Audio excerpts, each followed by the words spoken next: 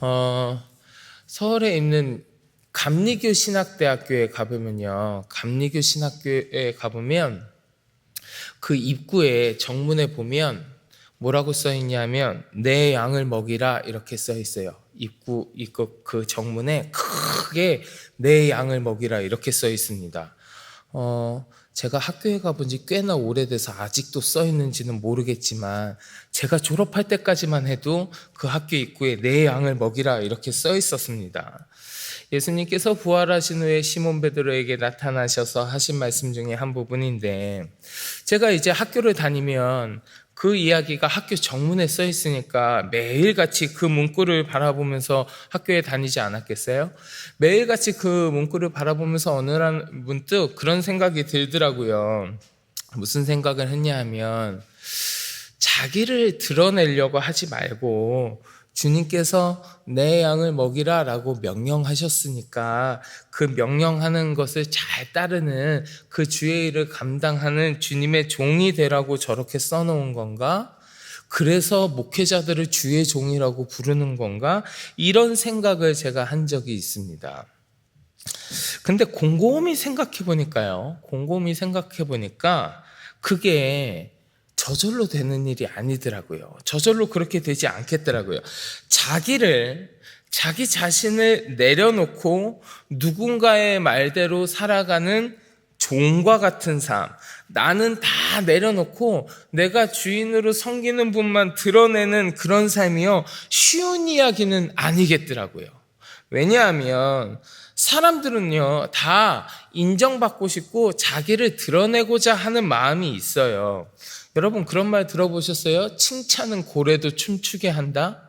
누군가를 이렇게 막 훈계하고 꾸짖기보다는 칭찬하고 격려하고 하면 그 사람이 훨씬 더 잘할 수 있다, 뭐 이런 것을 빗대어서 이야기한 표현인데, 한편으로 생각해 보면 그게 무슨 말이냐면 사람의 마음속에는 인정받고자 하는 마음이 어느 정도 다 있다는 거예요. 그래서 나를 인정해주고 칭찬해주고 격려해주면 더 잘할 수 있다 그러는 거예요.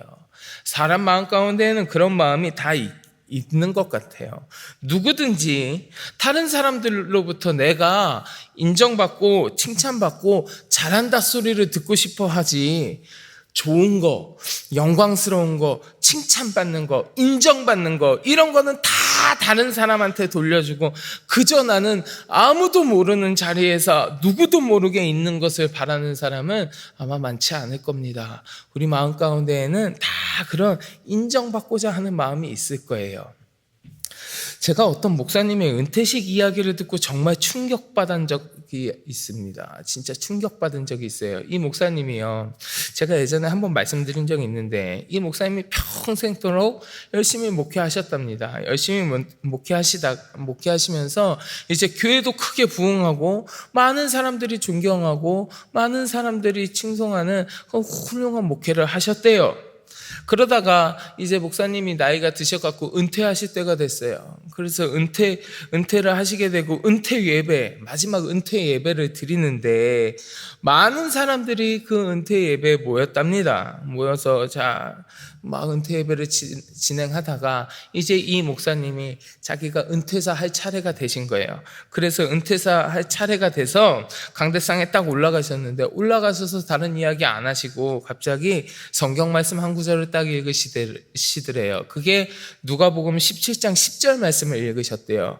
누가복음 17장 10절 말씀이 어떻게 돼 있냐면 제가 봉독해 드릴게요. 이와 같이 너희도 명령받은 것을 다 행한 후에 이르기를 우리는 무익한 종이라 우리가 하여야 할 일을 한 것뿐이냐 할지니라. 아멘. 이 말씀이래요. 이 말씀을 그냥 읽으시더니 이 목사님께서 저는 무익한 종일 뿐입니다, 감사합니다, 그리고 그냥 내려가셨대요. 평생을 목회했고요, 심지어 교회도 많이 부흥했고요, 지금 자기 은퇴식이고 많은 사람들이 자기를 축하해 주기 위해서 기다리고 있고 거기에 모였습니다. 그러면 이 자리에서 그 목사님 얼마든지 자신을 드러낼 수 있었을 겁니다. 얼마든지 박수 받을 수 있었을 거예요. 자기가 평생 목회해오면서 이것도 힘들었고 저것도 힘들었고 뭐 이랬지만 그래도 은혜 가운데 여기까지 왔습니다, 내가 이렇게 목회했습니다, 뭐 수많은 이야기들 할 수 있으셨을 겁니다. 그런데 그런 거 한마디 안 하고 자기 자신 다 낮추고 내려놓고 나는 그저 무익한 종일 뿐입니다. 한마디 이야기하고 내려가셨다는 거죠. 이야기하면서 그 이야기를 하시면서 하나님이 주인이신 것을 다시금 이야기하고 나는 그저 종일 뿐이라고 이야기하셨다는 그 은퇴식 이야기를 제가 들으면서 실제로 그렇게 할 수 있는 사람이 있구나라는 생각에 아주 큰 충격을 한번 받은 적이 있습니다. 여러분, 우리가 오늘 같이 봉독한 다니엘서 2장의 말씀, 여기에 나오는 다니엘의 모습이 이렇게 자신을 낮추고 하나님을 높이는 모습이구나라는 것을 우리 본문에서도 우리가 엿볼 수 있습니다. 자, 다니엘이 느부갓네살 왕에게 자신이 내가 왕이여 당신의 꿈을 해석해 줄 수 있습니다라고 이야기를 전합니다. 그런데 이 다니엘이 해석할 수 있다고 하는 그 이야기를 들은 느부갓네살 왕이 그래? 네가 해석할 수 있어? 아이고 고맙다 이게 아니라 네가 진짜로 해석할 수 있느냐 하고 의심해요. 의심하고 다니엘의 이야기를 반신반의합니다. 그게 우리 오늘 본문 26절에 드러나요. 한번 같이 보실까요? 26절 말씀 같이 봉독합니다. 왕이 대답하여 벨드사살이라 이름한 다니엘에게 이르되 네가 능히 내게 알게 하겠느냐 하니. 자, 지금 느부갓네살 왕은요, 자신의 꿈을 맞추고 자신의 꿈을 해석할 줄 사람을 계속해서 찾고 있고 그것을 되게 간절히 바라고 원하고 있었단 말이에요. 그런데 그렇게 자신이 원하던 것을 다니엘이 해주겠다고 이야기했는데 그냥 딱 믿는 게 아니라 이 다니엘이 정말 그렇게 할 수 있을까 의심하는 거예요. 아니, 그 나라의 수많은 지혜자라고 일컫던 그 점쟁이, 술객, 박수 이런 사람들도 아무도 그 꿈을 맞추지 못했고 해석하지 못했는데 이 다니엘이 하겠다고 하니까 일단 의심하는 겁니다. 의심하는 거예요. 근데 여러분, 느부갓네살 왕이 다니엘을 의심하잖아요. 과연 네가 할 수 있겠느냐 없겠느냐 의심하잖아요. 그런데 자신을 의심하는 그 왕의 이야기를 듣는 다니엘의 기분이 어땠을까요? 자기를 네가 진짜 할 수 있어 없어 의심하는 그 이야기를 듣고 있으면서 다니엘의 기분이 어땠을지 성경에 정확히 나와 있지 않아서 다니엘이 기분이 어떤지까지는 모르겠지만 만약에 저였으면 그 의심하는 말을 들으면서 나를 믿지 않고 의심해줘서 오히려 더 기뻤을 것 같아요. 오히려 더 기대감에 부풀었을 것 같아요. 왜냐하면 다니엘은 지금 왕이여 왕의 꿈을 해석할 수 있도록 내가 한번 노력해 보겠습니다가 아니에요. 하나님께서 깨닫게 해주셔서 다니엘은요, 그 꿈이 뭔지 그 해석이 뭔지 정확하게 정답을 이미 알고 있어요. 정답을 이미 안단 말이에요. 그러니까 정답을 네가 정말 아느냐라고 의심하는 사람한테 정답을 내가 알고 있으니까 더 당당하게 당연히 내가 알지 하고 짜잔 하고 이야기할 수 있단 말이에요. 내가 정답을 맞추는 그것이 더 극대화될 수 있는 상황이 지금 펼쳐지고 있는 거예요. 내가 그렇게 의심하는 사람한테 정답은 이거야 라고 확 이야기하면 내가 얼마나 더 대단한 사람 같겠어요. 얼마나 더 대단하고 위대한 사람 같겠어요. 그래서 아마도 저였다면, 제가 다니엘이라면 이미 내가 확실한 정답을 알고 있으니까 내가 이것을 노력해서 알아가야 되고 막 그런 상황이었다면 나를 의심하는 게 불안할 수도 있겠지만 내가 정확하게 알고 있기 때문에 지금 나를 의심하는 그 상황은 오히려 나를 더 위대하고 더 대단한 사람처럼 만들어줄 수 있는 절호의 찬스란 말이에요. 그러니까 얼마나 더 기대가 되겠어요. 저 같았으면 오히려 그랬을 것 같아요. 오히려 그랬을 것 같아요. 그리고 한편으로 생각해 보면요, 지금 이 상황은요, 다니엘이 느부갓네살 왕 대제국, 그 당시 그 근동 지역을 다 그 패권을 장악하고 있던 바벨론의 절대 권력을 행하던 왕 앞에서 나를 드러낼 수 있는 절호의 찬스예요. 내가 이 나라에 있는 그 수많은 지혜자들 그 누구도 맞추지 못했지만 그 모든 사람보다 내가 더 훨씬 뛰어나다고 이야기할 수 있는 절호의 기회란 말이에요. 그 모든 사람들 아무도 못 맞췄지만 나는 맞출 수 있잖아요. 그러니까 내가 이 모든 사람보다 훨씬 더 위대한 사람이라고 나를 한껏 드높일 수 있는 가장 좋은 찬스 중에 하나예요. 다니엘 스스로가 높아질 수 있는 건 이 기회보다 더 좋은 기회가 없을 겁니다. 지금 제일 좋은 기회예요. 그리고 보통의 사람이라면 이 기회를 살려서 자신을 한껏 드러냈을 거예요. 한껏 자기 자신을 뽐냈을 거라고요. 심지어 여러분요, 아무런 도움도 되지 않았으면서 다니엘이 느부갓네살 왕의 꿈을 맞추는 데에 큰 도움, 아무런 도움도 되지 않았으면서도 자신이 뭐라도 한 것 마냥 자기를 드러내려고 하는 사람이 다니엘 옆에 한 명 있어요. 오늘 말씀 24절이요. 한번 보실래요?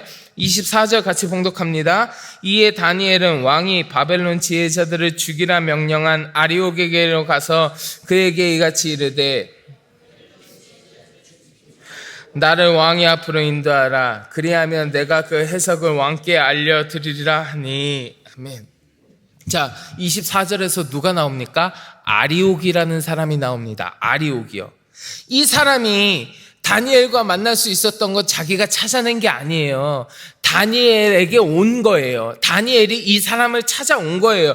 그리고 이 사람이 하고자 하는 역할은 뭐예요? 왕의 꿈을 해석해 줄 수 있는 지혜자들을 찾는 역할이 아니에요. 아무런 지혜자도 그 꿈을 맞추지 못해서 왕이 지혜자들을 다 죽이라고 명령했잖아요. 아리옥이라는 사람이 하는 일은 뭐냐면 그 명령을 따라서 지혜자들을 죽이는 역할을 한 거예요. 그러니까 다니엘을 만나서도 이 사람이 하는 건 뭐예요? 다니엘을 죽이는 일이 자기 역할이지, 다니엘 네가 꿈을 맞출 수 있느냐 없느냐 물어본 적도 없어요. 한 번도 물어본 적도 없다고요. 그저 이 사람은 다니엘이 꿈을 해석할 수 있는 능력하고 아무런 관계가 없는 사람이에요. 그런데 다니엘이 오히려 아리옥한테 이야기하는 겁니다. 자기 자신을 죽이러 온 사람한테, 왕한테 가서 내가 해석할 수 있다고 이야기하십시오. 그리고 나를 왕한테 데려가라. 그럼 내가 해석하겠다. 아리옥이 여기서 한 역할이 뭐예요? 아무것도 없어요. 다니엘이 다 찾아와서 이야기한 거예요. 그랬더니 이 아리옥이요, 그때부터 자신이 뭐라도 한 것처럼, 자기가 대단한 일을 한 것처럼 왕의 꿈을 해석할 수 있는 그 사람을, 왕이 원하는 바를 행할 수 있는 사람을 자기가 찾아낸 것처럼 다니엘을 데리고 급히 왕한테 갑니다. 여러분 25절 말씀 보세요. 25절 봉독해 볼게요. 이에 아리옥이 다니엘을 데리고 급히 왕 앞에 들어가서 아뢰되 내가 사로잡혀온 유다 자손 중에서 한 사람을 찾아내었나이다. 그가 그 해석을 왕께 알려드리리이다 하니라. 이 아리옥이라는 사람이 왕의 꿈을 해석할 수 있는 다니엘을 자신이 찾아낸 것처럼 행세하잖아요. 자기가 한 거 아니에요. 자기가 한 거 아닌데, 내가 왕의 꿈을 찾아낸 거, 이 다니엘을 데려가면, 다니엘을 찾아냈다고 나를 칭찬해 주시겠지? 내가 큰 일을 한 것처럼 인정받을 수 있겠지? 자기가 한 거 아니면서도 자기를 드러내려고 막 행하는 이 모습이 아리옥에게서 보이는 겁니다. 아리옥이 다니엘과 만나게 된 것은 다니엘을 죽이라고 하는 왕의 판결을 집행하기 위해서지 꿈을 해석할 사람을 찾아낸 게 아니라고요. 자기가 찾은 게 아니라고요. 그런데 다니엘이 꿈을 해석하겠다고 말하니까 자기가 한 것처럼 이야기하잖아요. 내가 왕이시여, 내가 사로잡혀온 저 온 유다 자손 중에서 한 사람을 찾아내었나이다. 내가 찾아내었나이다. 그가 그 해석을 왕께 알려드리리이다. 왕의 해석을 알려줄 사람을 내가 찾아왔습니다. 왕이여, 내가 찾아왔어요. 지금 이러고 있는 거잖아요. 굉장히 기회주의자 같죠. 굉장히 야비한 모습이죠. 자기가 한 거 아닌데. 근데 여러분, 이게 일반적인 사람들의 모습이에요. 이게 보통 사람들의 모습이라고요. 기회가 있으면, 나에게 기회가 주어지면 보통의 사람들은 그 기회를 잡아서 자기를 더 드러내고 자기가 더 높은 자리에 올라가려고 합니다. 자기가 대단한 사람인 것처럼 인정받고자 합니다. 그게 일반적인 모습이에요. 그러니 아리옥도 그런 모습을 보이는데 다니엘은 오죽하겠어요. 지금 누구보다 높아질 수 있고요, 누구보다 인정받을 수 있는 절호의 기회 앞에서 다니엘은 그런데 오히려 자신을 낮추는 거예요. 그리고 하나님을 높이는 겁니다. 오늘 본문 28절부터 30절 한번 보시죠. 28절부터 30절까지 같이 봉독합니다. 오직 은밀한 것을 나타내실 이는 하늘에 계신 하나님이시라. 그가 느부갓네살 왕에게 후일에 될 일을 알게 하셨나이다. 침상에서 머릿속으로 받은 환상은 이러하니이다. 왕이여, 왕이 침상에서 장래일을 생각하실 때에 은밀한 것을 나타내시는 이가 장래일을 왕에게 알게 하셨사오며, 내게 이 은밀한 것을 나타내심은 내 지혜가 모든 사람보다 낫기 때문이 아니라 오직 그 해석을 왕에게 알려서 왕이 마음으로 생각하던 것을 왕에게 알려주려 하심이니이다. 아멘. 오직 은밀한 것을 나타내시리는 하늘에 계신 하나님이시라. 왕이여, 내가 왕의 꿈을 해석해 드리겠습니다가 아니에요. 그것을 나타내시는 분은 하나님이십니다. 왕이여, 당신의 꿈을 해석하는 건 내가 아니라 하나님께서 하시는 겁니다. 하나님이 당신의 꿈을 나에게 알게 해주시고 나에게 그 해석을 깨닫게 해주신 것도 내 지혜가 모든 사람보다 낫기 때문이 아닙니다. 내가 뛰어나서가 아닙니다. 오직 하나님이 그렇게 하시고자 하셨기 때문입니다. 내가 잘나서가 아닙니다. 하나님이 하시는 겁니다. 다니엘의 모습 너무 겸손하지요. 자신을 낮추고 자기를 충분히 드러낼 수 있는 절호의 기회임에도 불구하고 자기는 드러내지 않고 오직 하나님만 높입니다.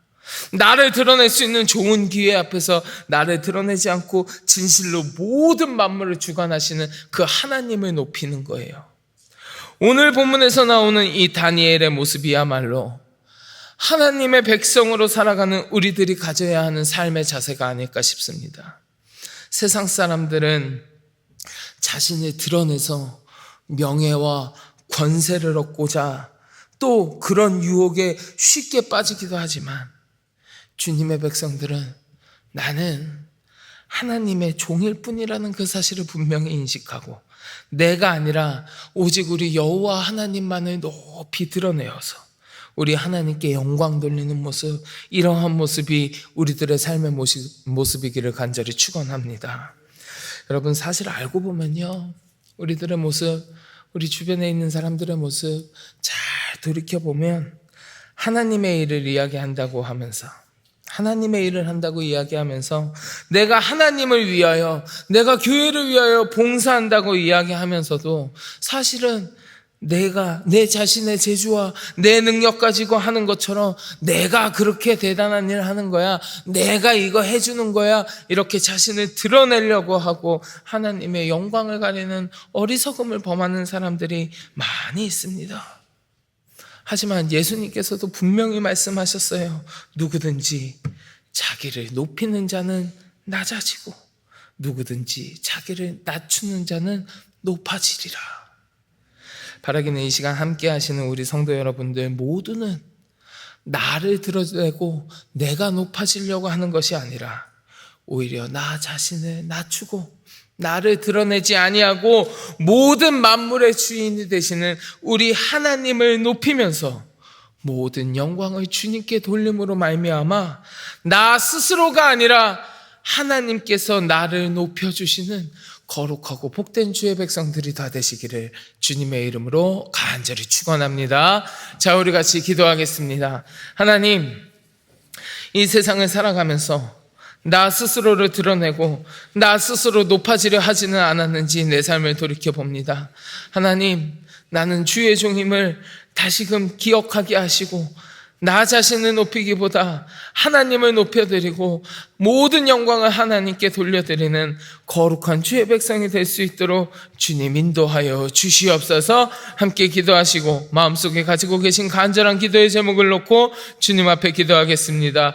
우리 주여 많이 부르짖고 같이 기도합니다. 주여.